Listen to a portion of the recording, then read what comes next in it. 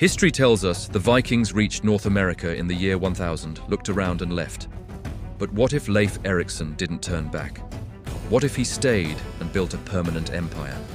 If the Viking longhouse became the blueprint for the New World, the history you know would vanish. No Spanish Conquest, no 13 colonies, no United States. Today we explore the world where the Vikings colonized North America.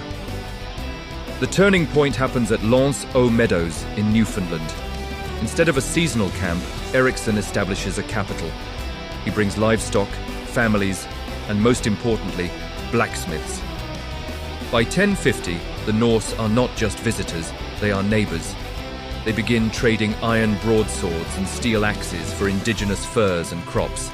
This trade route creates a bridge between the old world and the new, 500 years before Columbus. This wasn't just a settlement, it was the seed of an empire, changing the destiny of an entire continent with every forged piece of steel.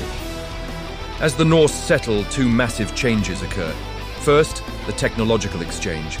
Indigenous nations like the Beothuk and the Haudenosaunee see the power of Norse steel. They don't just trade for it, they learn to make it.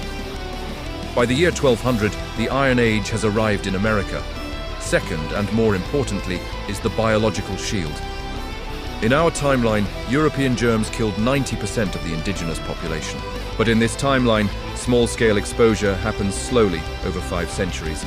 The great dying never happens. By the time the rest of Europe arrives, the people of North America have natural immunity. They are healthy, they are armed, and they are ready. Fast forward to 1492. Christopher Columbus sails west, expecting to find gold and undefended lands. Instead, his scouts see something terrifying. Steel-clad warriors in advanced longships patrolling the Caribbean. The Spanish conquistadors try to land, but there is no God, gold, and glory here. They face disciplined infantry lines and Norse-style shield walls. Without the advantage of disease or superior metal, the Spanish are outnumbered and outmatched. The Spanish Empire collapses before it even begins because the New World is already a superpower. The dream of conquest shatters against a wall of iron and immunity. By the 1700s, North America is a patchwork of Norse indigenous kingdoms. They control the Atlantic trade. Old Norse and local dialects have merged into a new global language. Europe remains a collection of smaller, warring states, unable to exploit the resources of the West. The center of global power isn't London or Paris, it's Vinland. One decision by a Viking explorer in the year 1000 changed the face of the planet forever.